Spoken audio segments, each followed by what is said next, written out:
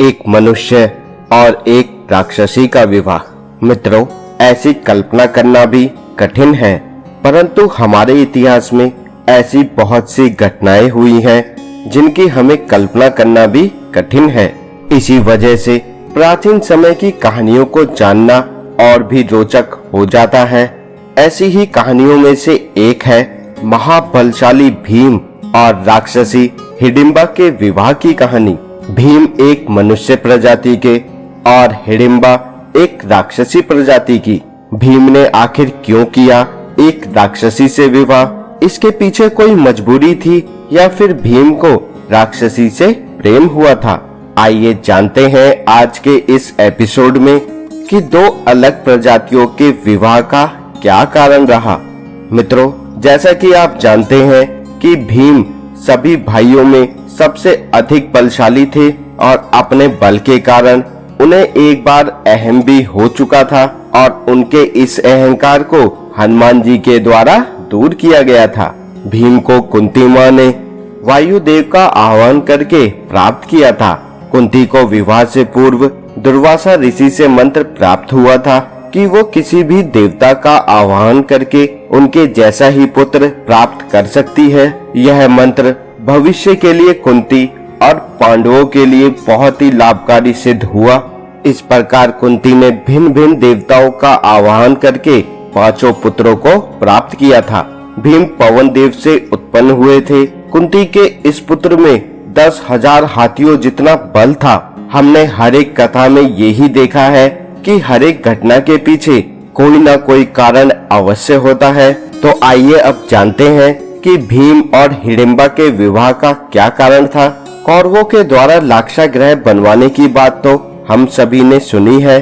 दुर्योधन समेत सभी कौरवों ने पांडवों को मारने के लिए लाक्षागृह का निर्माण करवाया था। यह एक ऐसा भवन था जिसमें लाक्षा अर्थात सूखी घास, चर्बी और आदि ज्वलनशील पदार्थों से बनाया गया था। दरअसल भीम पितामह ने धृतराष्ट्र से युधिष्ठिर का राज तिलक करने के लिए कहा। इस बात को जानकर दुर्योधन ने अपने पिता से गुप्त रूप से वार्तालाप की कि अगर अभी युधिष्ठिर का राज तिलक हो गया तो यह सिंहासन सदा के लिए पांडवों का ही हो जाएगा। धृतराष्ट्र ने कहा कि सभी भाइयों में युधिष्ठिर ही सबसे बड़ा भाई है और पितामह भी युधिष्ठिर को ही सिंहासन पर बिठाना चाहते हैं। ऐसा कहकर धृतराष्ट्र ने युधिष्ठिर से कहा कि वह पांडवों के रुकने का प्रबंध करे। युधिष्ठिर ने धृतराष्ट्र से आग्रह किया कि वे पांडवों को किसी भी तरह वारणाव्रत में भेज दें। वारणाव्रत में ही दुर्योधन ने लाक्षागृह का निर्माण करवाया था। धृतराष्ट्र की आज्ञा पर युधिष्ठिर, मां कुंती और सभी भाइयों के साथ वारणाव्रत पहुँचे।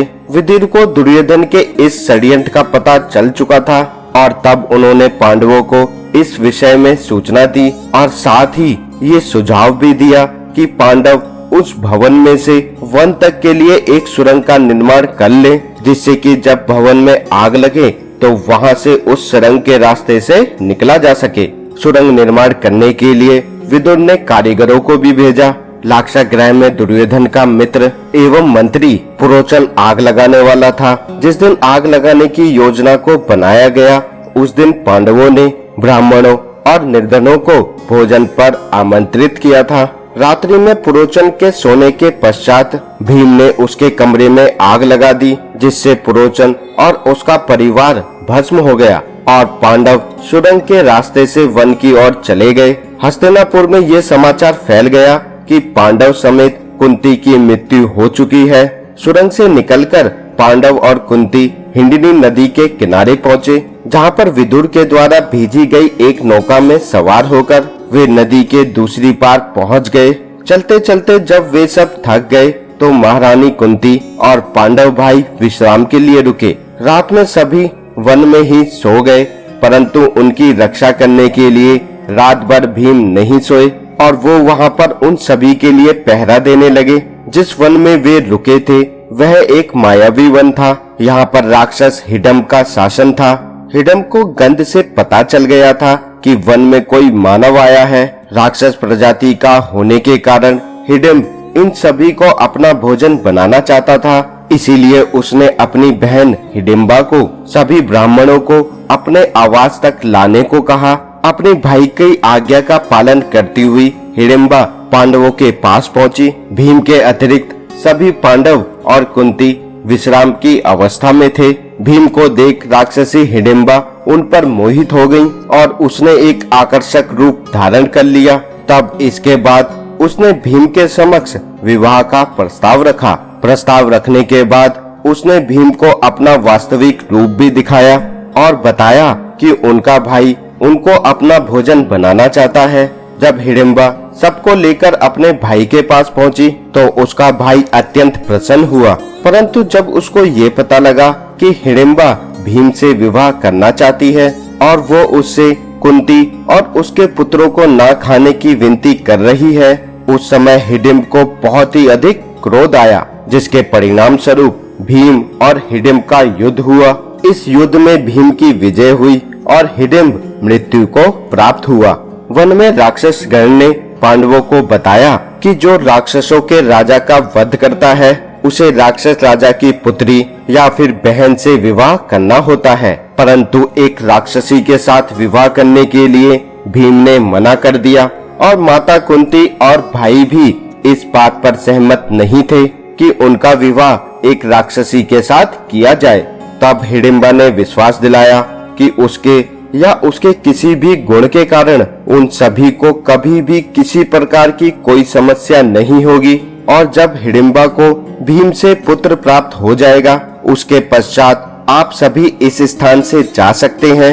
हिडिंबा की ईमानदारी को देखकर भीम और माता कुंती ने उसके इस प्रस्ताव को स्वीकार कर लिया और वन में ही पूरे विधि विधान के साथ यह विवाह संपन्न हुआ। एक वर्ष पश्चात भीम और हिडिंबा को एक पुत्र की प्राप्ति हुई जिसका नाम घटोत्कच रखा गया।